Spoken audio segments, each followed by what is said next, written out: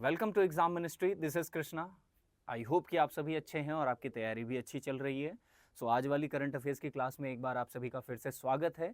और आज वाली क्लास की जो हम तैयारी करके आए हैं, जो पेपर पढ़े, जो सारी चीज़ें पढ़ी, उसमें कुछ अच्छी चीज़ें निकल के सामने आ रही हैं जो काफ़ी ज़्यादा इम्पॉर्टेंट हो जाती हैं। ठीक है, और इस एंगल को समझना भी ज़रूरी है क्योंकि न्यूज़पेपर जो है उसे पढ़ना इसलिए ज़रूरी होता है क्योंकि आपको करंट की न्यूज़ तो मिलती ही मिलती है, इसके साथ ही साथ आपको बहुत सारी चीज़ें, बहुत सारे एंगल्स मिलते हैं किसी भी टॉपिक को समझने के लिए। ठीक है, तो न्यूज़पेपर की इस क्लास और इस डिस्कशन में, द हिंदू के एडिटोरियल्स के डिस्कशन में एक बार मैं आप सभी का फिर से स्वागत करता हूं। और इस वीडियो को ज़्यादा से ज़्यादा आप सभी के साथ रिक्वेस्ट है कि शेयर करिए ताकि उन लोगों तक भी पहुंचे जो करंट अफेयर्स द हिंदू में जो है लैगनेस फील करते हैं जब वो न्यूज़पेपर के बारे में पढ़ते हैं या न्यूज़पेपर पढ़ते हैं, तो उनको लगता है कि यार ये तो बहुत लंबी चौड़ी इंग्लिश वाला न्यूज़पेपर है और इसे कंसाइज वे में कोई समझाए तो कितना अच्छा होगा। ठीक है, तो इस वाली क्लास को आप शेयर कर सकते हैं अपने दोस्तों के साथ, अपनी फैमिली मेंबर्स के साथ, ताकि डेली करंट अपडेट्स के साथ वो लोग अपने आप को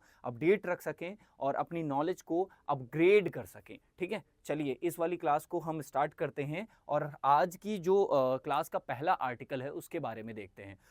रिसेंटली आप अगर पेज नंबर फर्स्ट पे जाएंगे, ठीक है, आप पेज नंबर फर्स्ट पे जाएंगे तो आपको एक जो है न्यूज़ देखने को मिलेगी which is related to Houthi rebels के बारे में। ठीक है, हूती रेबल्स के बारे में एक न्यूज़ आपको देखने को मिल रही है जो कि पेज नंबर फर्स्ट पे है। ठीक है, यहाँ पेज नंबर मेंशन नहीं है, उसके लिए मैं माफ़ी चाहूँगा। हूती विद्रोही और इजराइल। ठीक है, थोड़ा सा इसका कंटेक्स्ट समझा देता हूँ आपको। देखिए होता क्या है, इजराइल की वॉर हमास के साथ आप देख ही रहे हैं, इजराइल, हमास, गाजा पट्टी, ये सारी चीज़ें आपने सुनी होंगी। अब हो क्या रहा है, इजराइल एक्चुअली 3 फ्रंट वॉर खेल रहा है। एक तो वो खेल रहा है हमास के विरुद्ध, दूसरा वो खेल रहा है गाजा पे, और तीसरा खेल रहा है आपका हूती रेबल्स। अब हूती रेबल्स ने रिसेंटली क्या किया है, हूती रेबल्स ने एक मिसाइल अटैक किया है। ठीक है, इजराइल के एक पोर्ट जो है एयरपोर्ट के पास में वो मिसाइल गिरी जा करके, और हूती रेबल्स का ये दावा है, हूती रेबल्स ये कह रहे हैं कि भाई जो ये मिसाइल है ये हाइपरसोनिक मिसाइल थी।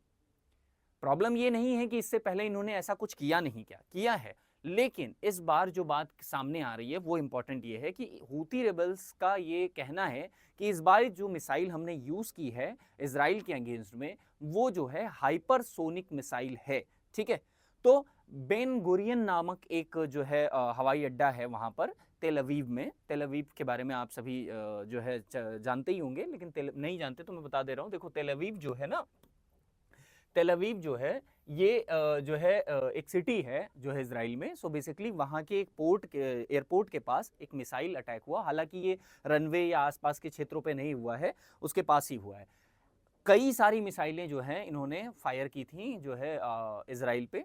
लेकिन आयरन डोम सिस्टम आपको पता होगा, आयरन डोम सिस्टम उनकी एक प्रणाली है जो आने वाली खतरों से जो है उनको बचाती है। ये ऐसे कोई भी मिसाइल अटैक होते हैं तो आयरन डोम सिस्टम जो है एक्टिवेट कर रखा है इजराइल ने। आयरन डोम के जरिए वो जो है ऐसी मिसाइलों को जो है काउंटर करता है। हालांकि एक साथ कई मिसाइलें आने की वजह से आयरन डोम जो है वो अपने आप को समझ नहीं पाया और कुछ देर के लिए सारी मिसाइलों को तो एक साथ इंटरसेप्ट नहीं कर सकता, बट उनमें से कुछ मिसाइलें, जो कि एक मिसाइल थी, वो जो है आपको बेन गुरियन हवाई अड्डे के पास जो है रविवार को एक मिसाइल का हमला हुआ और ये चर्चा फिर से न्यूज में आ गई। ठीक है, ये जो इनकी लड़ाई है वो न्यूज में आ गई। आपने अभी रिसेंटली और भी पढ़ा होगा कि जो है हमास में और गाजा पट्टी में बहुत सारी मौतें हो रही हैं, बहुत सारे इनोसेंट पीपल मारे जा रहे हैं जो है इसराइल के मिसाइल अटैक में। तो उसी का रिटेलिएशन, चूंकि हूती रेबल्स जो हैं उनका ये समझना आपको जरूरी है कि हूती रेबल्स चूंकि यमन में है, लेकिन इनका इजराइल से वहां क्या ताल्लुक है, क्यों ये ऐसा है, उसका रीजन सिर्फ ये है कि हूती रेबल्स जो है ये एक शिया कम्युनिटी है। शिया कम्युनिटी होने के नाते ये जो फिलिस्तीन है, फिलिस्तीन में जो मुस्लिम कम्युनिटी है उसके सपोर्ट में अपने आप को कहती है कि भाई हम इजराइल के अगेंस्ट खड़े हैं, क्योंकि फिलिस्तीन में जिस तरीके से चीजें हो रही हैं उसके अगेंस्ट में ये जो है हमले करता है। ठीक इसी तरीके से अगर आप बात करें तो हूती के ब्रिगेडियर जनरल याहा सारी ने इस बार वीडियो के बयान में कहा कि उन्होंने हाइपरसोनिक बैलिस्टिक मिसाइल का प्रयोग किया है। अब ये चिंता का विषय है कि एक रेबल कम्युनिटी है, एक रेबल्स हैं, उनके पास इतनी टेक्नोलॉजी तो है भी नहीं, तो ये टेक्नोलॉजी आ कहां से रही है। क्या हो रहा है कि भाई ये टेक्नोलॉजी कौन दे रहा है इनको, ठीक है। आप हूती रिबल्स के बारे में यहाँ देख सकते हैं कि ऐसी टेक्नोलॉजी, ऐसी जो है एडवांस टेक्नोलॉजी इनके पास कहाँ आ रही है, जबकि इनके पास तो ये करते क्या है बेसिकली, ये तो जो है शिप को लूटते हैं, लुटेरे हैं एक तरह से। तो इन टेक्नोलॉजीज को दे कौन रहा है, यहाँ एक प्रश्न उठता है। और इजराइल का एक कंट्री के साथ जो कॉन्ट्राडिक्शन है, जो उसके साथ जो है विरोध है, जो उसकी लड़ाई है, वो है ईरान, ठीक है। तो ईरान के साथ जो है वो है। अब ये हुआ कैसे, तो 7 अक्टूबर 2023 को गाजा युद्ध शुरू होने के बाद इजराइल पर हमले किए गए। और ये हो कैसे रहा है, क्योंकि गाजा पट्टी पे जो इजराइल ने जो है वो किया है, उसके उसमें देखा जा रहा है कि ये सारी चीजें हो रही हैं। हालांकि हूती रेबल्स के बारे में थोड़ा सा समझना जरूरी है, क्योंकि हूती रेबल्स जो है आए दिन चर्चा में बने रहते हैं। अमेरिका के साथ जो है इनकी वो जो है कई बार भिड़ंत हो जाती है, कई बार जो है इजराइल इनको करता है, फिर ब्रिटिश नेवी भी इनको टारगेट करती है। क्योंकि ये करते क्या हैं, क्यों इतने देश इनके साथ रिलेटेड हैं, इसको समझना जरूरी है। देखिए, हूती रेबल्स के बारे में अगर हम बात करें तो हूती रेबल्स यमन का एक शिया मुस्लिम सशस्त्र समूह है। अगर आप देखें तो ये यहाँ पर आपको एक यमन देश मिलता है, ठीक है। यमन, ये रेड सी वाला इलाका है, और ये बेसिकली आपका जो है ट्रेड रूट है, ये ट्रेड रूट है। तो यमन जो है, यमन के बेसिकली इस वाले क्षेत्र पर हूती रेबल्स का कब्जा है, ठीक है। तो ये करते क्या हैं, ये जो है यहाँ से अपने सारे ऑपरेशंस को जो है वो करते हैं। अब इसमें बेसिकली ये समझने वाली बात है कि असार अल्लाह के नाम से भी इसे जाना जाता है, ठीक है। असार अल्लाह के नाम से इसलिए जाना जाता है क्योंकि इसके संस्थापक जो थे, उससे जो है उसके सोच से, उनकी जो आइडियोलॉजी थी, उससे ये नाम निकल के आया है। यमन के उत्तरी हिस्से में ये सक्रिय हैं। सो बेसिकली मैंने आपको यहाँ बताया कि ये जो यमन है आपका, ये यमन है, यमन के इस पार्ट में ये लोग एक्टिव हैं, ठीक है। यहाँ तक कि यमन की जो राजधानी है वो भी इनके जो है कब्जे में है। हूती रिबल्स, हाउती लिखा हुआ है, ये याद रखिएगा, हम हूती लिखते हैं। हूती विद्रोहियों को ईरान से समर्थन मिलता है, क्योंकि ईरान उन्हें हथियार, प्रशिक्षण और आर्थिक मदद देता है।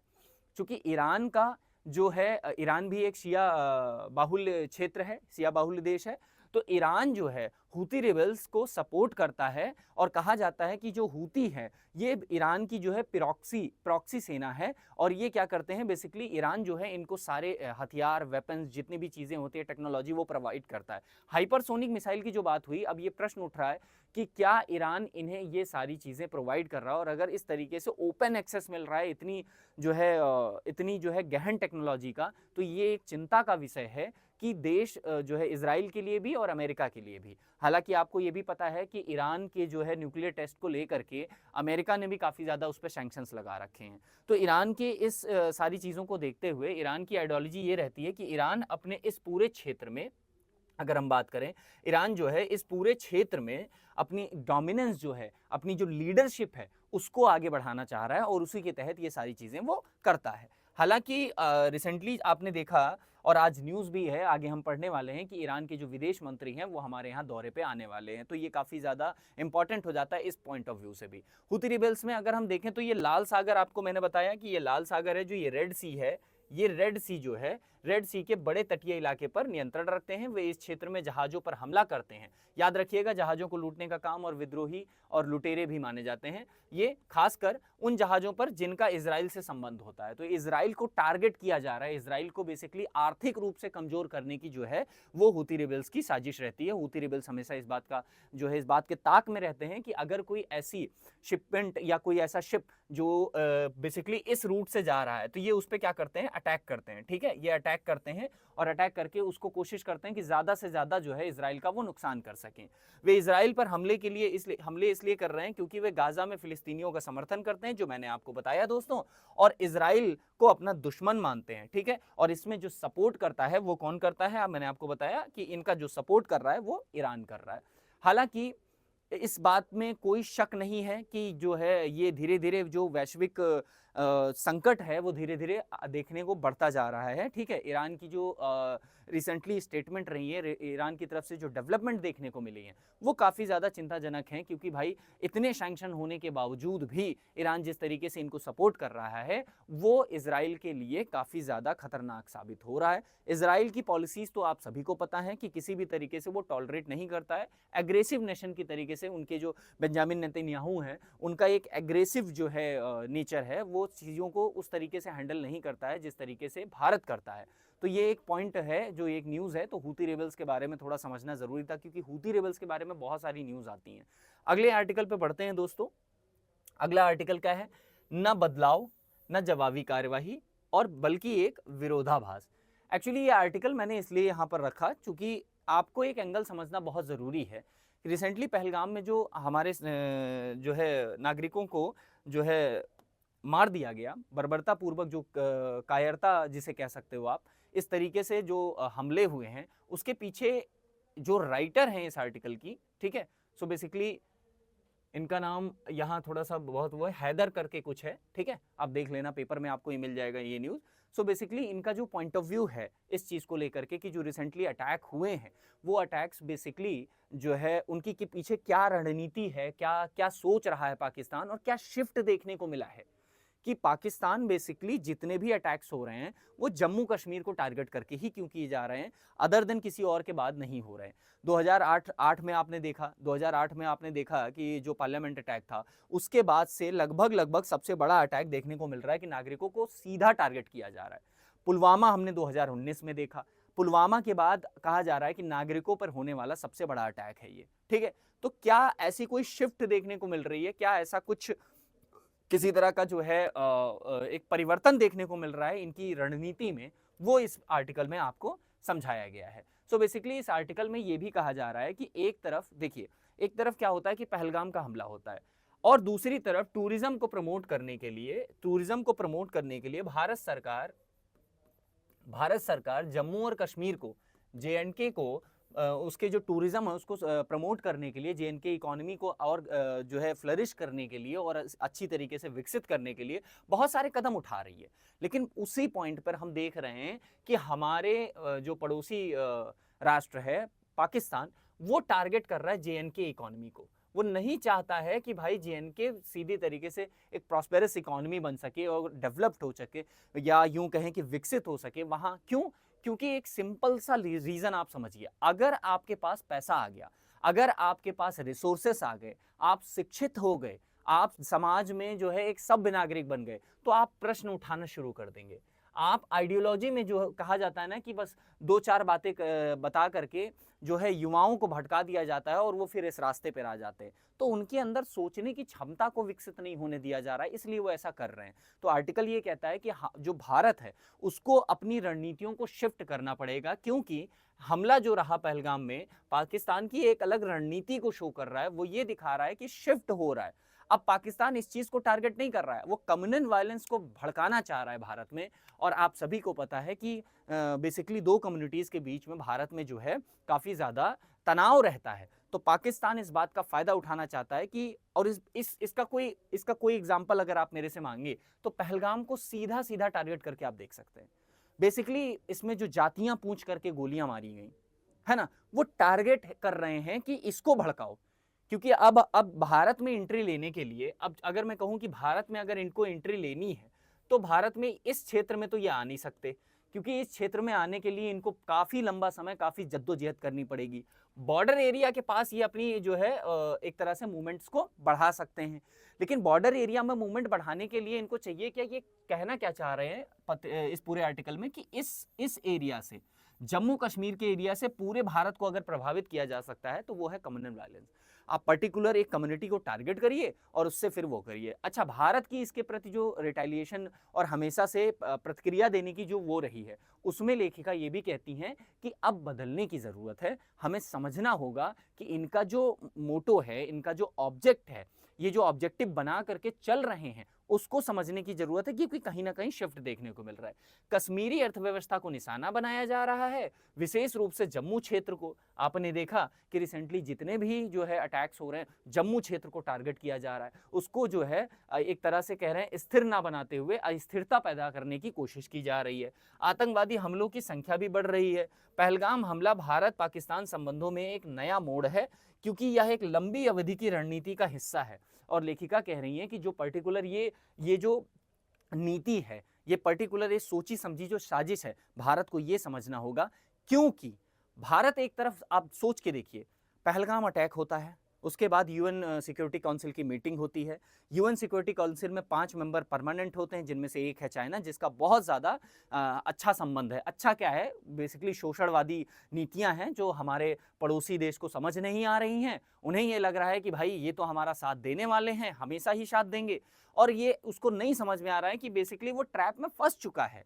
अब आप देखो ना, इसको मैंने आपको पहले भी आपको वीडियोस में क्लियर किया है। आप पूरी क्रोनोलॉजी को समझोगे ना तो आपको पता चलेगा कि यार ये जो कुछ भी हो रहा है ना, ये कुछ समझ नहीं आने वाली चीज है। आपको समझना ये है, आप सोच के देखिए, टैरिफ लगता है, चाइना पे टैरिफ लगता है। टैरिफ लगने के बाद एप्पल की स्टेटमेंट आती है कि अब सारे आईफोन्स जो है वो इसी साल जुलाई या इस साल के अंत में शिफ्ट हो जाएंगे अमेरिका में, सॉरी इसमें भारत में। उसके बाद हम देखते हैं पहलगाम अटैक होता है। पहलगाम अटैक के बाद हम देखते हैं कि किस तरीके से चाइना जो है PL-15 अपनी मिसाइल जो है अमेरिका उसको पाकिस्तान को देता है अपनी सिक्योरिटी के लिए कि भाई अपनी जान बचा सको तो बचाओ। इससे ओपन सपोर्ट देना, खुद चाइना का यूएन सिक्योरिटी काउंसिल या यूएन की 5 परमानेंट सीटों में से एक सीट पर होना। फिर हमने देखा TRF का मुद्दा जो है उठाया जाता है, पाकिस्तान को रोग स्टेट कहा जाता है यूएन सिक्योरिटी काउंसिल में। लेकिन जब यूएन की स्टेटमेंट आती है तो यूएन जो है बस एक कड़ी निंदा करता है, ना तो वो कहीं मेंशन करता है लश्कर तैयबा का, ना कहीं TRF का मेंशन किया जाता है, ना तो कहीं इस बात को दिखाया जाता है कि जो 5 परमानेंट मेंबर है यूएन के, वो पांचों परमानेंट के मेंबर्स की जो स्टेटमेंट है उनमें कहीं ये चीज नहीं देखने को मिलती है कि हाँ रिटेलिएशन होगा और भारत को अपनी रक्षा का पूरा अधिकार है, वो करे जो करे। ऐसी बातें बोलना कॉमन है कि हाँ ठीक है आपके ऊपर अटैक हुआ है तो आप अपने कार्यवाही कर सकते हैं, लेकिन ये कौन सी बात हुई भाई कि आप किसी चीज को जो है एक्सेप्ट करने को तैयार नहीं है। हालांकि नो टॉलरेंस पॉलिसी भारत की हमेशा से रही है कि आतंकवाद के खिलाफ किसी भी तरह का कोई भी सहिष्णुता हम नहीं दिखाएंगे भाई, ठीक है। लेकिन इसको आप पूरा देखें सिनेरियो, तो आपको लगता नहीं है कि क्या TRF को भी बैन करना चाहिए, TRF को भी यूएन की जो है टेररिस्ट लिस्ट में शामिल किया जाना चाहिए, क्योंकि एक प्रॉक्सी जो है आपको समझना है कि एक प्रॉक्सी है जो TRF जो है वो एक प्रॉक्सी है LET की, लश्कर तैयबा की। लेकिन ऐसा कुछ भी देखने को नहीं मिलता है। क्यों? क्योंकि अगर भारत को भी ये पता था कि अगर हम ऐसा कुछ करते भी हैं तो चाइना के पास एक वीटो पावर है, वीटो तो लगा देगा। अब वीटो आपने देखा भी, अजहर मसूद के बारे में भी देखा कि किस तरीके से वीटो जो है यूज किया गया, कितनी बार उसने बचाने का प्रयास किया। हालांकि बाद में भारत ने एक बहुत बड़ी सफलता हासिल की, उसको जो है यूएन डेजिग्नेटेड आतंकवादी के ग्रुप में लिस्ट में शामिल करवा दिया। लेकिन आपको समझना ये है, फिर दूसरी तरफ हम देख रहे हैं कि IMF जो है वो अपनी जो है उसकी जो फंडिंग आती है पाकिस्तान को, उस पर भारत ने ये बात बोली कि भाई अब जो है हमारे अपोजिशन ने भी इस बात को उठाया कि हाँ भाई देखो चीजें ऐसी होनी चाहिए कि आपको रोकना चाहिए। IMF को भी ये देखना चाहिए कि हमारे द्वारा दिया गया भारत को पाकिस्तान को दिया गया पैसा, क्या पाकिस्तान अपनी योजनाएं और अपनी इंफ्रास्ट्रक्चर को बिल्ड करने में लगा रहा है या पाकिस्तान अपनी टेरर फंडिंग में लगा रहा है। तो वो रोकने के लिए भी प्रयास किया गया। अंतरराष्ट्रीय पटल पर कहने का पूरा मतलब ये है भाई कि अंतरराष्ट्रीय पटल पर जो वैश्विक संस्थाएं जो है इन सब चीज़ों की नियामक रूप में बनाई गई थी, आज वो फेल होती दिख रही हैं। यही कारण है कि लेखिका कहती हैं कि ये सारी चीज़ें एक सोची समझी साजिश और रणनीति का हिस्सा है। भारत को इसे अच्छी तरीके से समझना होगा, तभी भारत जो है इसको समझ पाएगा, ठीक है। और ये जो आने वाली समय आने वाले दशकों में जो हमारी रणनीतियां रहेंगी उनमें एक शिफ्ट करना पड़ेगा हमें, ताकि हम ये समझ पाएँ कि जो आने वाली परिस्थितियां हैं उसको किस तरीके से समझा जाए और किस तरीके से उसका जो है निवारण किया जाए, ठीक है दोस्तों। अगला जो एडिटोरियल पेज पे आर्टिकल है वो आपको समझना इसलिए भी जरूरी है दोस्तों, क्योंकि इसमें आपको भारत के एक ऐसे एंगल के बारे में बताया जा रहा है, एक ऐसा दृष्टिकोण जो है लेखक देने का प्रयास कर रहा है, जो एंगल भारत ने अभी तक उसको किसी भी तरीके से सोचा नहीं है। हाँ, उस पर कुछ नीतियां बनी हैं, लेकिन जो एंगल ये दिखाना चाह रहा है आर्टिकल, वो एंगल आज आप समझ पाएंगे। और आर्टिकल को अगर आप देखें तो आर्टिकल में ये बात साफ साफ लिखी गई है कि भारत की जो आर्कटिक नीति को जो है अब बदलने की जरूरत है। आप और मैं हम सभी जानते हैं कि आर्कटिक क्षेत्र जो है उसमें बेसिकली पर्टिकुलरली अगर हम बात करें तो किसी भी पर्टिकुलर एक कंट्री ने उस पर ये नहीं कह सकती है कि भाई वो हमारा है। वहाँ शोध से संबंधित सारी चीज़ें, हर देश अपनी अपनी जो है शोधशालाएं वहाँ लगाता है। भारत की भी शोधशालाएं हैं वहाँ पर, और कुछ शोधशालाओं के बारे में आप हमें कमेंट सेक्शन में बताइए। जैसे कुछ नदियों के नाम पर हमारी शोधशालाएं हैं, उनके नाम आप हमें कमेंट सेक्शन में बताइएगा। मैं कोशिश करूंगा कि आपके कमेंट्स को, कोशिश क्या, मैं तो देखूंगा ही देखूंगा, और आपके कमेंट्स को मैं कोशिश करूंगा कि हार्ड दूं, ताकि आपको आपका आंसर का जवाब मिल सके कि आपने सही जवाब दिया है। दूसरी बात करते हैं, इस आर्टिकल में कहा जा रहा है कि भारत को अपने आने वाली समय में आर्कटिक क्षेत्र को अपने सेंटर में रख करके उस पर कुछ नीतियां बनानी पड़ेंगी। उसके लिए अलग से एक विंग बनाना पड़ेगा जो इस बात पर विचार कर सके कि जो आर्कटिक क्षेत्र है उसमें आने वाले समय में जो डेवलपमेंट होने वाली है, जिस तरीके से होड़ मची पड़ी है जो है विकसित देशों के तहत, चाहे वो रशिया हो, चाहे वो चाइना हो, चाहे वो अमेरिका हो, तो इन देशों के अंदर जो होड़ पड़ी हुई है उस क्षेत्र पे कब्जा करने की, उसमें भारत को भी अपने अपने पॉइंट ऑफ व्यू को रखना चाहिए। अब सिर्फ नीतियां बना करके भारत की, या यूं कहें कि उसको जो मौसम से संबंधित या जलवायु से संबंधित नीतियां हैं, अब सिर्फ उस पर विचार करने की जरूरत नहीं, उससे थोड़ा आगे बढ़ना है। इस आर्टिकल में बेसिकली आपको ये समझाया गया है। देखिए आर्टिकल में कहा क्या जा रहा है, वो ये कहा जा रहा है कि जो आर्कटिक क्षेत्र है उसमें धीरे धीरे अब जो है वैश्विक संघर्ष बढ़ रहे हैं। हम देख रहे हैं कि अब इस क्षेत्र में सैन्य और भू राजनीतिक प्रतिस्पर्धा का केंद्र बनता जा रहा है आर्कटिक क्षेत्र आपका। आप अगर बात करें भारत, तो भारत तो अभी न्यूट्रल है इस बात पर, भारत अभी अपनी नीतियों में इसको कहीं भी दूर दूर से शामिल नहीं कर रखा है। लेकिन अगर हम बात करें अमेरिका की दोस्तों, तो अमेरिका के बारे में आप एक बात जानते होंगे कि अमेरिका जो है वो रिसोर्सेस, अभी देखा हमने यूक्रेन के साथ उसकी डील हो गई, तो वो रिसोर्सेस को टारगेट कर रहा है। और इस पूरे रीजन में कहा जा रहा है कि कुछ वैल्यूएबल रिसोर्सेस, बहुत ज़्यादा वैल्यूएबल रिसोर्सेस जो हैं वो हैं। इस वजह से लोग इसको अब टारगेट कर रहे हैं। आने वाले समय में धीरे धीरे जिस तरीके से प्राकृतिक संसाधनों का दोहन बढ़ता जा रहा है, उस हिसाब से अमेरिका हो गया आपका, चीन हो गया आपका, रूस ऑलरेडी इसको पार्ट अपना मानता ही है, बहुत सारा क्षेत्र उसके कब्जे में भी है। तो इस तरीके से धीरे धीरे इन तीनों के बीच में अब होड़ मचती जा रही है, और तीनों ही वैश्विक अर्थव्यवस्था की क्रमशः स्टार्टिंग की 3 अर्थव्यवस्थाएं ऐसी हैं जो ये कह रही हैं कि आर्कटिक क्षेत्र पर अब राजनीतिकरण स्टार्ट होना चाहिए। तो भारत को भी ये सोचना है कि जलवायु परिवर्तन के कारण आर्कटिक में बर्फ जो है वो धीरे धीरे पिघल रही है, ग्लेशियर जो है गायब होते जा रहे हैं। और ग्लेशियर्स जब गायब होते हैं दोस्तों, तो बेसिकली क्या होता है कि अगर आप देखेंगे तो ग्लेशियर्स हैं, अब ये ग्लेशियर है, ठीक है, धीरे धीरे मान लीजिए कि मेरी शिप इधर से जा रही है, ठीक है, तो ये ग्लेशियर जो है ये धीरे धीरे अगर गायब हो जाए, पिघल जाए, तो मेरे लिए एक रास्ता बन रहा है, एक ट्रेड रूट बन रहा है, ठीक है। यहां एक संभावना ये लोग तलाश रहे हैं कि अगर ग्लेशियर्स हैं तो ग्लेशियर पिघल रहे हैं, और पिघलने की वजह से जो है सी रूट तैयार हो रहा है। तो जो देशीय व्यापार है, अंतरराष्ट्रीय व्यापार है, उसके लिए जो है बहुत सारी सुविधाएं, बहुत सारी जो है संभावनाएं आ रही हैं कि हमें अब लंबा रूट ना तय करके, भाई ऊपर की जितनी भी कंट्रीज हैं अगर हम देखें मैप में, तो वो ग्लेशियर पिघलने से उनको ये भी फायदा हो सकता है कि अंतरराष्ट्रीय व्यापार और इन क्षेत्रों पे अगर उनका कब्जा हुआ तो यहाँ से अच्छी खासी जो है टैक्स की उगाही हो सकती है। तो समझना इसलिए जरूरी है, आप समझने का प्रयास करिएगा कि जो बर्फ है वो पिघल रही है, जिससे नए समुद्री मार्ग खुल रहे हैं और व्यापार के नए अवसर पैदा हो रहे हैं। हालांकि यहाँ सैन्य गतिविधियां को भी बढ़ा रही है, यह जो है सैन्य गतिविधियों को इसलिए बढ़ा रही है क्योंकि हर एक देश पर्टिकुलर एक रीजन को जो है कोशिश कर रहा है कि वो कब्जा उसके ऊपर हो। हालांकि भारत के पास अभी ऐसी कोई जो है पॉलिसी तो देखने को नहीं मिली है कि भारत इस पे बहुत ज्यादा फोकस कर रहा हो, लेकिन समझना तो जरूरी है दोस्तों। तो इस आर्टिकल में जो है लेखक जो हैं वो यही बात कहने का प्रयास कर रहे हैं कि भारत ने अपनी जो नीतियां बनाई हैं, भारत की जो 2022 की आर्कटिक नीति है, उसमें जलवायु परिवेशन और वैज्ञानिक अनुसंधान और सतत विकास पर केंद्रित है। मैंने आपसे पहले भी बताया था कि भाई जलवायु से संबंधित जो नीतियां हैं कि भाई यहाँ की जलवायु जो है वो सही रहनी चाहिए, किसी भी तरीके का कोई हमें ऐसी जो है चीज़ों को, कार्बन इमिशन करना है, सारी चीज़ें करनी है, तो अब इससे कहीं ना कहीं शिफ्ट करना पड़ेगा, क्योंकि अब लोग इसको उस वे में नहीं देख रहे हैं जिस वे में भारत देख रहा है।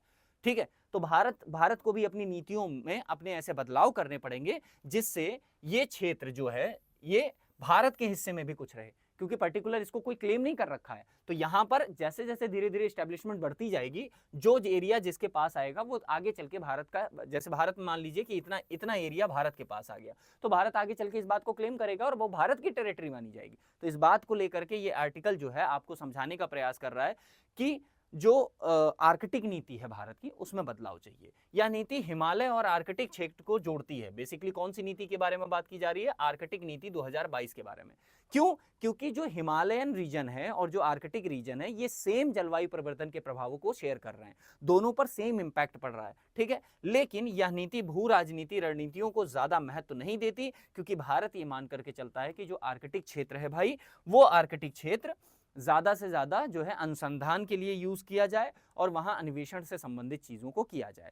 भारत को इस बारे में जो है बार बार ये आर्टिकल इस बात को फोर्स करता है कि जो हमने नीतियां बनाई है ना कि भाई बस ठीक है यहाँ तक चीजें हम ऐसी रखेंगे, हम इस पे अपनी शोधशालाएं खोलेंगे, चीजों को समझेंगे, अब वो रणनीतियां हमें बदल लेनी है, ठीक है।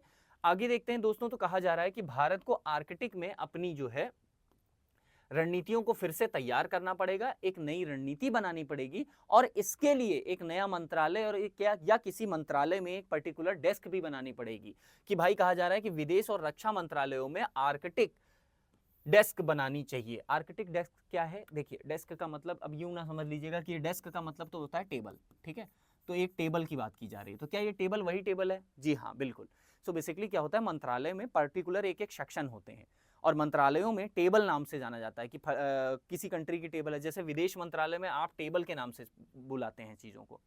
जैसे आपने कहा इजराइल सेक्शन है, तो इजराइल टेबल पे ये चीजें, टेबल का मतलब होता है पर्टिकुलर किसी एक रीजन को रिप्रेजेंट करती है विदेश मंत्रालय के तहत। तो विदेश मंत्रालय और रक्षा मंत्रालय में एक आर्कटिक टेबल को भी स्टैब्लिश किया जाना चाहिए और वहां पर इससे संबंधित सभी मुद्दों को समझा और उसकी रणनीतियां बनाने के लिए इसको स्थापित किया जाना चाहिए, ठीक है। हालांकि आर्कटिक देशों के साथ साथ साझेदारी को बढ़ाना भी इसमें शामिल है और जैसे वैज्ञानिक अनुसंधान और निगरानी क्षेत्र। तो भारत को क्या चाहिए कि आर्कटिक जितने भी क्षेत्र हैं, आर्कटिक देश हैं, इनके साथ, जैसे आपने अभी रिसेंटली सुना कि स्टेटमेंट आया था डोनाल्ड ट्रंप का कि भाई जो ये ग्रीनलैंड है, ये कोई लैंड, ग्रीनलैंड किसी की संपत्ति नहीं, इसको अमेरिका में मिला लेंगे। अब आप देख रहे हैं किस तरीके से लोग होड़ मची पड़ी है उस पर्टिकुलर पूरे रीजन को समझने के लिए। हालांकि अलास्का को लेकर के और रशिया और अमेरिका आपस में बहुत सारा एक एग्रीमेंट भी हुआ था, एक ट्रेड डील भी हुई थी, वो भी आपको पता है। मैं एक अलग वीडियो में उसको डिस्कस करूंगा क्योंकि वो इसका पार्ट नहीं है अभी। लेकिन जो अलास्का की डील हुई थी उससे रिलेटेड भी आज रशिया को बहुत सारी चीजें सोचनी पड़ रही हैं, ठीक है। तो भारत को इससे संबंधित अपने कदम उठाने चाहिए ताकि चीजों को अच्छा किया जा सके, आने वाले समय में जो है भारत भी इन रिसोर्सेज का लाभ उठा सके।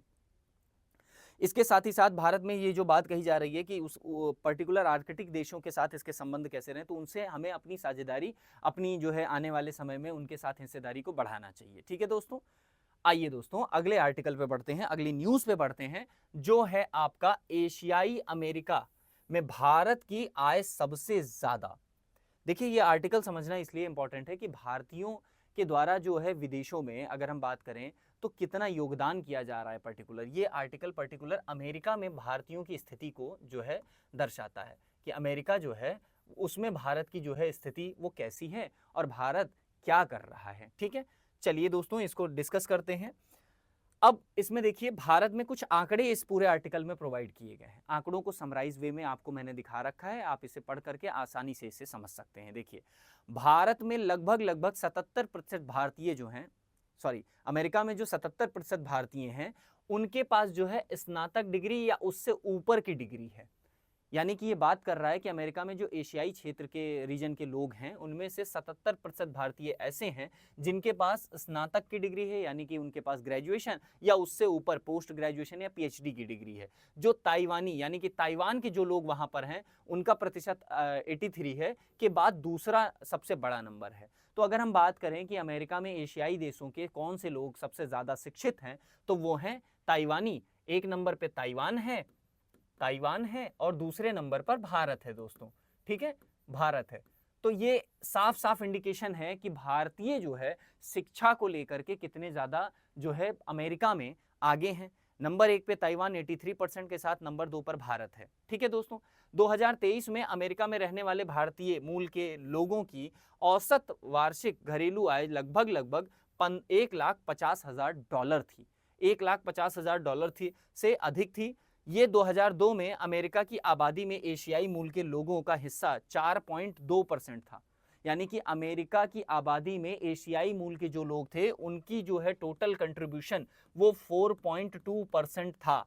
जो 2023 में बढ़ करके 7.4% हो गया। तो ये जो ग्रेजुअली शिफ्ट देख रहे हो आप 2000 में 4.2% और यहां पर आप देख रहे हो कि 2023 में जो है 7.4%। ये इस बात को दर्शाता है कि अमेरिका में जो कुल आय है अमेरिका की, उसमें से 4.2% तो सिर्फ 2002 में एशियाई देश के लोग करते थे और अब 2023 में ये परसेंटेज 7.4% बढ़ चुका है।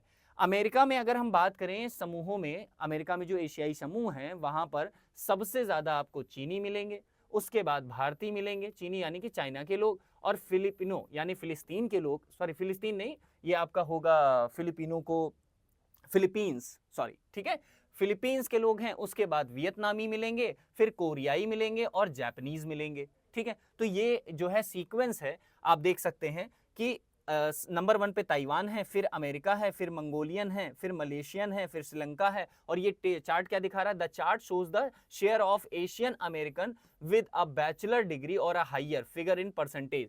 तो नंबर 1 पे ताइवान, नंबर 2 पर इंडिया, फिर मंगोलियन, फिर Malaysian, Sri Lanka, Korea, Pakistani, Chinese, all Asian, Indonesian, Japanese, Bangladeshi, Nepalese, Filipino, Thai, वियतनामी, इस तरीके से एंड सो ऑन। ठीक है, बात समझ में आ गई? तो ये जो है, ये जो फिगर है, ये आपको साफ साफ ये पेपर में भी आपको बना हुआ है, तो इसलिए कोशिश करिएगा इस आर्टिकल को समझने का कि ये किस तरीके से जो है अमेरिका की जो टोटल वो है, वो उसमें भारतीयों का योगदान किस तरीके से ज्यादा है। अब इसको कैसे समझ सकते हैं कि क्या सर, इस डेटा को अगर हम भाई आप दोस्तों के साथ, आप लोगों के साथ शेयर किया, तो आपको ये समझना है कि इस डेटा का कोई ऐसा महत्व नहीं है कि हाँ ठीक है ये डेटा है तो है, अब इसमें क्या, एक्चुअली ये गवर्नमेंट की पॉलिसीज को इंपैक्ट डालता है। आपने वीजा से संबंधित बहुत सारे आर्टिकल देखे होंगे, H1 वीजा, ठीक है, और जो है बहुत सारे वीजास के बारे में, फिर ग्रीन वीजा आपने सुना होगा। अमेरिका की जो पॉलिसीज रही है, खासकर ट्रंप सरकार में अगर हम बात करें, तो ट्रंप की सरकार की जो नीतियां हैं वो कहीं ना कहीं इन डेटा से प्रभावित होती हैं। ट्रंप को भी पता है कि अगर हम पर्टिकुलर सभी देशों के आने वाले नागरिकों को अपने यहाँ नागरिकता ना दे करके वापस भेजते रहेंगे तो किस पर्टिकुलर कम्युनिटी का हमारे यहाँ ज़्यादा योगदान है।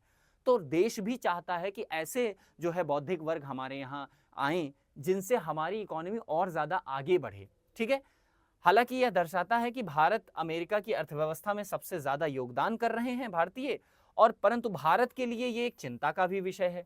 अब भारत के लिए ये चिंता का विषय क्यों है, इसको समझना ज़रूरी है, क्योंकि ये लाइन जो है ये आपको ये सोचने पर मजबूर करती है कि ऐसी क्या कमियां हैं भारतीय पॉलिसी, भारतीय जो है इंफ्रास्ट्रक्चर में, कि बहुत सारे लोग जो अमेरिका पढ़ने जाते हैं वापस लौट करके नहीं आते। तो ब्रेन ड्रेन थ्योरी के बारे में आपने सुना ही होगा, ठीक है, प्रतिभा का पलायन कहा जाता है इसे हिंदी में। प्रतिभा का पलायन ये भी कहती है कि भाई जैसे आपने पढ़ा, सारी स्किल यहाँ एक्वायर की, और जब आप पढ़ लिख करके कमाने के काबिल हुए, जब आप प्रोडक्टिविटी आपके अंदर आई, उत्पादकता आई, तब आपने पर्टिकुलर किसी दूसरे कंट्री में जो है मूव कर दिया और वहाँ जा करके उसकी इकोनॉमी में आप योगदान कर रहे हैं, जबकि आपको यहाँ करना चाहिए था। ठीक है, तो आपको समझने की जरूरत है। अच्छा, अब बात यह है कि ये फोर्सफुली कोई रिजिड स्टेटमेंट नहीं है कि आपको यहीं करना चाहिए था। भाई आपको बेसिकली क्या होता है, एक इंसान जो होता है उसको हमेशा अपने भविष्य की बेहतर संभावनाएं तलाशने का पूरा अधिकार होता है। वो चाहता है कि अपनी जो उसके उपभोग हैं और जो उसकी आय है उसमें हमेशा जो है एक अच्छा खासा, यानी आय हमेशा ज़्यादा रहे, उपभोग हमेशा कम रहे और अच्छी चीज़ें वो कमा के खा सके। भविष्य की चिंताएं, फिर बहुत सारी चीज़ें, फिर राजनीतिक अस्थिरता, फिर ये सारे डिसीजन जो हैं वो भारतीयों को कहीं ना कहीं बाहर भेज रहे हैं। तो इसीलिए भारत के लिए एक चिंता का विषय भी है कि वो कैसे अपने टैलेंट्स को यहाँ पर रोक सके। और इस तरीके से आप देख रहे हैं, आप ये जो डेटा आप देख रहे हैं ये अमेरिका पे स्टडी हुआ है, ठीक है, अमेरिका पे। अब भारतीयों का ये डेटा, अब भारत में क्यों नहीं कोई स्टडी होती कि भारत में इतने लोग आए, यहाँ की इकोनॉमी में सबसे ज़्यादा योगदान इन लोगों का है। तो ये एक सोचने का विषय है दोस्तों, और मुझे लगता है कि इससे एक अच्छा एंगल आपको मिलेगा जो है आपकी मेंस आंसर राइटिंग की तरफ। अगली जो न्यूज़ है दोस्तों वो अभी हमने डिस्कस की, और मैंने आपको बताया था कि ईरानी जो है विदेश मंत्री जो हैं उनका भारत दौरा होने वाला है, और इससे पहले ये पाकिस्तान जाएंगे, और पाकिस्तान के बाद ये भारत में आएंगे। हालांकि इसे आप पहलगाम टेरर अटैक से रिलेटेड करके मत देखिए, किसी भी तरह की मध्यस्थता जो है ईरान ने करने से साफ इनकार किया है और भारत को ये बोला है, या दोनों देशों के बारे में इसका कथन ये है कि भाई हम चाहते हैं ये दोनों मैटर आप खुद सॉल्व करें, और अच्छे से, बस इतना चाहते हैं कि आप बैठ करके बातचीत के थ्रू वार्तालाप के थ्रू इस मैटर को सॉल्व करें। तो इसी बीच ये न्यूज़ जो है काफ़ी इंपॉर्टेंट रही है कि भाई ईरान के जो विदेश मंत्री हैं हुसैन अमीर, ठीक है, अब्दुल्लाही हियान, ठीक है, अब्दुल्ला हियान आराघची, एक्चुअली इनका नाम काफ़ी लंबा है तो हम सिर्फ शॉर्ट नेम यूज़ करेंगे। हुसैन आमिर इस्लामाबाद गए हैं, मैंने आपको बताया पाकिस्तान। ईरान के विदेश मंत्री इस सप्ताह पाकिस्तान और भारत के दौरे पर रहे हैं, ठीक है। तो भारत आने का, हालांकि पाकिस्तान वो क्यों जा रहे हैं उस पर हमें बहुत ज़्यादा वो नहीं करना है, हमें ये समझना है कि भारत आने के लिए क्या क्या इनके भारत आने के मायने हैं। इन दोनों देशों के बीच व्यापार, भुगतान और बैंकिंग व्यवस्था पर चर्चा की जाएगी। यानी भारत और ईरान के विदेश मंत्री हैं जो, और हमारे जो विदेश मंत्री हैं डॉक्टर एस जयशंकर, उनके बीच चाबहार बंदरगाह के लिए विकास का मुद्दा प्रथम होगा। अब आपको समझ में आया कि भारत आने का, ये डिटेल्स में हम बहुत ज़्यादा नहीं जानेंगे क्योंकि अभी इनकी जो विजिट है वो हुई नहीं है, तो विजिट हो जाएगी, फिर इसके बाद जो डिटेल्स आएंगी, जो जो एमओयू साइन किए जाएंगे और जितने भी बायलैटरल ट्रेड कोई एग्रीमेंट होता है तो वो मैं आपको अलग से वीडियोस बना दूंगा उसके लिए। तो बेसिकली इसमें बेसिकली है क्या भाई कि आप देख रहे हैं यहाँ पर ये जो ईरान का हिस्सा है, यहाँ पर है चाबहार पोर्ट। चाबहार पोर्ट जो है वो लीज पर भारत ने जो है ले रखा है, ठीक है, लीज पर ले रखा है। 2024 में बेसिकली जो है इसको रिन्यू किया गया, इसकी जो है एक बार फिर से भारत ने इसको 10 सालों के लिए जो है वो लीज पर लिया। अब यहाँ पर बेसिकली होता क्या है कि पेमेंट से रिलेटेड बहुत सारे छोटे छोटे इश्यूज होते हैं, उनको रिजॉल्व करने के लिए कि पेमेंट को किस तरीके से स्मूथ किया जाए, बैंकिंग प्रणाली जो है वो स्मूथ हो सके दोनों देशों के बीच, और व्यापार का जो भुगतान है वो इजीली किया जा सके, इस पे जो है चर्चा होगी और चाबहार पोर्ट को लेकर के इस पे जो है दोनों देशों के बीच वार्तालाप होनी है। अब ये इंपॉर्टेंट क्यों है? इंपॉर्टेंट इसलिए है क्योंकि ईरान पर जो है सैंक्शन लगे हुए हैं अमेरिका के। तो अमेरिका जब सैंक्शन लगाता है बेसिकली किसी कंट्री पर, तो भारत का चाबहार पोर्ट जो है, भारत ने जो चाबहार पोर्ट ले रखा है, इस पर भी सैंक्शन मॉनिटर कर रही है अमेरिकी कमेटी कि भाई अगर भारत इस तरीके के किसी भी प्रैक्टिस में इन्वॉल्व दिखेगा तो पर्टिकुलर उस कंपनी पर, उस चीज़ पर हम सैंक्शन लगाएंगे। अब ये भारत के लिए थोड़ा सा सोचने का विषय हो जाता है क्योंकि एक मुद्दा बन जाता है कि अगर भारतीय कंपनियों पर, ईरान पर लगे सैंक्शन भारतीय कंपनियों को प्रभावित किस प्रकार से करेंगे। ठीक है दोस्तों, तो ये काफ़ी अच्छी जो है डेवलपमेंट देखने को हमें मिली है। तो एक एंगल मैं हमेशा कोशिश करता हूँ किसी भी एक टॉपिक पे एक एंगल आपको दे सकूँ सोचने के लिए, क्योंकि कई बार ऐसी खबरें सोच करके हमें लगता है ना कि ठीक है चलो पढ़ लेते हैं, पढ़ लिया, हाँ आने वाले हैं, अरे अभी तो आए नहीं ना। एंगल हमेशा हमेशा इस बात को ध्यान रखिए कि आप उसका एक एंगल सोचने का प्रयास करिए कि इनके आने पर क्या क्या चीज़ें हो सकती हैं। तो चाबहार पोर्ट, जैसे ही ईरान के जो है विदेश मंत्री आते हैं तो आप चाबहार पोर्ट ध्यान रखिए। अमेरिका पे जो है, अमेरिका की जो सैंक्शंस हैं वो ईरान पे याद रखिए। तो इस तरीके से आप क्या कर सकेंगे, चीज़ों को समझ सकेंगे। हालांकि दोस्तों अगली न्यूज़ जो है वो आपके खेलो इंडिया यूथ गेम्स 2025 से संबंधित है। 2025 से संबंधित ये न्यूज़ है और इसका अभी रिसेंटली जो है वो जो है उद्घाटन किया है प्रधानमंत्री नरेंद्र मोदी ने। अब बात करते हैं कि खेलो इंडिया गेम्स से संबंधित क्या खबरें हैं। तो प्रधानमंत्री नरेंद्र मोदी ने 7वें, ठीक है, 7वें खेलो इंडिया यूथ गेम का उद्घाटन किया। और एक चीज और भी आपको समझनी है कि पटना में 7वें खेलो इंडिया यूथ गेम 2025 का आयोजन किया जाएगा। ठीक है, तो ये बेसिकली पटना में होगा और बिहार में पहली बार 4 मई से 15 मई तक इसको आयोजित किया जाएगा। इसमें देश के विभिन्न जो है खिलाड़ी पार्टिसिपेट करेंगे। और यहाँ पर आप ये भी देख सकते हैं कि जैसे जैसे भारत की खेल संस्कृति बढ़ेगी, एक स्टेटमेंट दिया गया है पीएम की तरफ से, वो स्टेटमेंट थोड़ा इंपॉर्टेंट है कि अब यहाँ समझिएगा कि स्टेटमेंट में कौन सी चीज़ इंपॉर्टेंट निकल आती है जो हमें ध्यान देनी है कि जैसे जैसे भारत की खेल संस्कृति बढ़ेगी वैसे वैसे वैश्विक मंच पर, अगर हम बात करें कि ग्लोबल स्टेज पर देश की सॉफ्ट पावर जो है वो बढ़ेगी। अब यहां इंपॉर्टेंट क्या है, सॉफ्ट पावर, सॉफ्ट पावर, इसकी बात की जा रही है कि सॉफ्ट पावर बढ़ेगी। तो प्रधानमंत्री नरेंद्र मोदी इस बात को कहते हैं कि देखो भाई जैसे जैसे भारत हमारा खेल के मामले में आगे बढ़ता जाएगा, हमारी सॉफ्ट पावर जो है वैश्विक मंच पर वो बढ़ती जाएगी।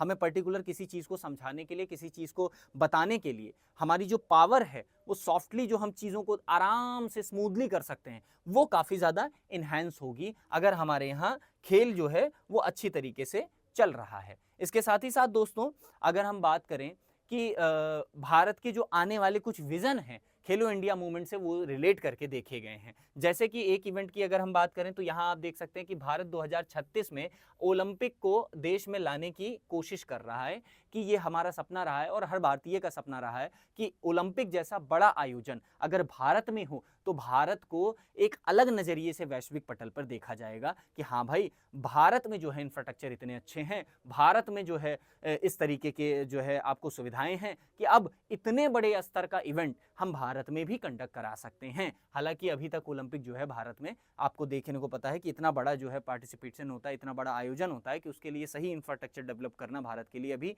पॉसिबल नहीं है। इसलिए एक 2036 तक हमारा एक सपना है कि 2036 का जो ओलंपिक है वो भारत में कंडक्ट किया जाए। इस वर्ष सरकार ने खेल और बुनियादी ढांचे के लिए लगभग 4000 करोड़ रुपए आवंटित किए हैं। ये एक फैक्ट मिल गया आपको, यहां से फैक्ट मिल गया कि 4000 करोड़ रुपए सरकार ने खेल बुनियादी ढांचे को, यानी स्टेडियम बनवाना, ट्रैक बनवाना, बहुत सारी चीजें जो है उससे रिलेटेड देखने को मिली। फिर बिहार में खेलो इंडिया स्टेट सेंटर, बिहार में जो है खेलो इंडिया स्टेट सेंटर और बिहार स्पोर्ट यूनिवर्सिटी की स्थापना की जाएगी, ये बात भी बोला गया है। तो ये भी आपको एक फैक्ट मिल गया दोस्तों। इसलिए ये जो न्यूज़ है वो काफ़ी इंपॉर्टेंट है। तो दो फैक्ट हमने यहाँ से देखे कि जो दो फैक्ट हैं वो कौन कौन से हैं। आई होप कि आपको पूरी तरीके से समझ में आए होंगे। अब बढ़ते हैं दोस्तों अपने प्रारंभिक परीक्षा के प्रश्नों की तरफ, जो आपको इस पूरे लेक्चर के दौरान ही समझे गए हैं, वहीं से आपको ये क्वेश्चन देखने को मिलेंगे। खेलो इंडिया यूथ गेम 2025 के संदर्भ में निम्नलिखित कथनों पर विचार कीजिए। 7वें खेल इंडिया यूथ गेम्स का उद्घाटन प्रधानमंत्री नरेंद्र मोदी ने बिहार में किया है। इस आयोजन का उद्देश्य भारत के खेल परिस्थिति तंत्र को मजबूत करना और वैश्विक स्तर पर इसको सॉफ्ट पावर बढ़ाना है। अच्छा, एक चीज ध्यान रखिएगा, सरकार ने 2025 में खेल बुनियादी ढांचे के लिए 4000 करोड़ रुपए जो है वो आवंटित किए हैं। याद रखिएगा ये स्टेटमेंट थर्ड है, यहाँ एक मिस्टेक हो गई है, ये स्टेटमेंट आपका थर्ड स्टेटमेंट है। तो आपसे प्रश्न पूछा जा रहा है कि निम्नलिखित में से कौन सा स्टेटमेंट या से स्टेटमेंट सही है। आपको उनसे उत्तर देना है कमेंट सेक्शन में। 1 और 2 सही हैं, 2 और 3, 1 और 3 या 1 2 3 तीनों सही हैं। अगले प्रश्न पर बढ़ते हैं दोस्तों। चलिए, अगला प्रश्न है हमारा, इजराइल के बेन गुरियन हवाई अड्डे पर हाल ही में मिसाइल हमले के संदर्भ में निम्नलिखित कथनों पर विचार कीजिए। यह हमला हूती विद्रोहियों द्वारा हाइपरसोनिक जो है मिसाइल से किया गया था। हमले के बाद हवाई, सड़क और रेल यातायात को रोक दिया गया, लेकिन बाद में इसे बहाल कर दिया गया, जो कि एक नॉर्मल सिचुएशन है। स्टेटमेंट देख के लग रहा है कि कहीं भी होता है तो बाद में चीजें हो ही जाती हैं। एयर इंडिया ने तेल अवीव के लिए अपनी सभी उड़ानें मंगलवार तक निलंबित कर दी। अब ये आर्टिकल अगर आप पढ़े तो उस आर्टिकल का पार्ट माना गया। उपरोक्त कथनों में से कौन सा कथन सही है, आपको जवाब देना है। 1 और 2 सही है, केवल 2 और 3, केवल 1 और 3, 1 2 3 सभी सही हैं। ठीक है दोस्तों, अगला प्रश्न पढ़ते हैं। ईरान के विदेश मंत्री ने हाल ही में भारत और पाकिस्तान की यात्रा के संदर्भ में निम्नलिखित में से कौन सा कथन सही है। ईरान के विदेश मंत्री ने भारत में विदेश मंत्री जयशंकर के साथ संयुक्त आयोग की बैठक की अध्यक्षता करेंगे या की। याद रखिएगा ये की नहीं होगा, वैसे तो ये करेंगे ही करेंगे, एक आंसर आपको मिल ही चुका, करेंगे ही करेंगे होगा। ठीक है, क्योंकि अभी ये भारत की यात्रा जो है इनकी हो नहीं पा रही है जब आप ये क्लास देख रहे हैं। ठीक है, उनकी यात्रा का उद्देश्य अमेरिकी प्रतिबंधों के बीच व्यापार, भुगतान और चाबहार बंदरगाह की चर्चा करना है। हमने आपको अभी समझाया। वे पहले भारत आए फिर इस्लामाबाद गए, ऐसा। अब आपको सिंपल है, उपयुक्त में से ए और बी दोनों सही हैं। अच्छा, अब आपको आंसर देखिए, काफी जो है ट्रिकी क्वेश्चन अजीब सा है कि भाई फोर्थ वाला जो ऑप्शन है वो कोई ऑप्शन नहीं बल्कि दो ऑप्शंस को ही बोल रहा है कि सही है। तो आपको आंसर तो पता ही है, आई होप, क्योंकि बहुत इजी क्वेश्चन है। आगे बढ़ते हैं मुख्य परीक्षा की प्रश्नों की तरफ। देखिए, एक प्रश्न है आपका, खेलो India games youth games Bharat की सॉफ्ट पावर को कैसे बढ़ा सकते हैं, इस संदर्भ में सरकार द्वारा उठाए गए कदमों और 2036 ओलंपिक की मेजबानी के लिए भारत की तैयारियों का विश्लेषण कीजिए। ये काफी इंपॉर्टेंट है। और आगे बढ़ते हैं, आर्कटिक क्षेत्र में बढ़ते भू राजनीतिक तनाव के संदर्भ में भारत की आर्कटिक नीति की समीक्षा करें। रूस और चीन की बढ़ती सक्रियता के मद्देनजर भारत को अपनी रणनीति में क्या बदलाव करने चाहिए, इसके लिए भारत को के राष्ट्रीय हितों को कैसे लाभ हो सकता है, आपको इस पर चर्चा करनी है। लगभग 200 शब्दों में इन प्रश्नों का उत्तर आप लिख सकते हैं। तो दोस्तों, आज वाली वीडियो में, आज वाली करंट अफेयर्स की क्लास में जो इंपॉर्टेंट न्यूज़ थी वो हमने आपके सामने रखी। अगर आपको इस पूरी क्लास का पीडीएफ चाहिए तो आप हमारे टेलीग्राम चैनल से ज्वाइन कर सकते हैं, जिसका लिंक हमने डिस्क्रिप्शन में दे रखा है। और इससे रिलेटेड किसी भी तरह की कोई प्रश्न है आपके तो आप हमें कमेंट सेक्शन में पूछ सकते हैं। हालांकि इससे संबंधित और अन्य तथ्यों के बारे में जानकारी के लिए आप कोशिश करें कि आप हमारे YouTube चैनल से जुड़े रहें। इस वीडियो को ज़्यादा से ज़्यादा तो लोगों तक शेयर करिए। मिलते हैं अगली वाली वीडियो में अच्छे टॉपिक्स के साथ, अच्छी खबरों के साथ, और कोशिश करेंगे उनको कोड एंड डिकोड करने की। अगली वाली वीडियो में मिलने से पहले आप सभी से एक अनुरोध रहेगा कि आप सभी ज़्यादा से ज़्यादा इस क्लास को शेयर करिए, क्योंकि आप जितना ज़्यादा शेयर करेंगे दोस्तों उतना ज़्यादा आप इसका लाभ उठा पाएंगे। हमें भी एक तरह से एक अंदर से एक जो है ऊर्जा महसूस होती है आपके लिए इस कंटेंट्स को बनाने में। ठीक है, तो अगली वाली वीडियो में मिलते हैं, तब तक के लिए आप सभी अपना ध्यान रखिए। Thank you so much for watching the video and God bless you all.